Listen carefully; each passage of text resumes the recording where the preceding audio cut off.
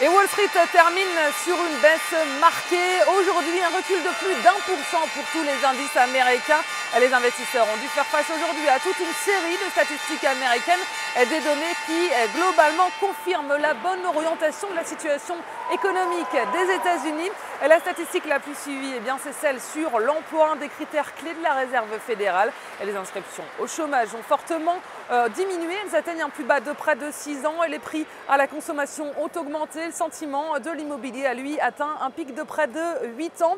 Les secteurs clés d'économie américaine, on le voit, se portent bien et toutes ces données alimentent les spéculations sur les intentions de la Fed. Alors pour la plupart des opérateurs, la Réserve fédérale américaine devrait réduire son plan de soutien à l'économie américaine dès le mois de septembre prochain.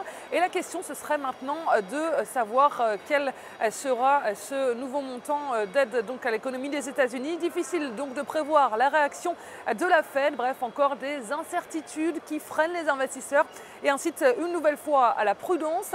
Et si on se tourne du côté des valeurs, Cisco lâche 7% après l'annonce d'une suppression de 4000 postes. Et le géant de la distribution, Walmart, perd 2,5%. Elle pâtit de ventes en dessous des attentes sur le deuxième trimestre.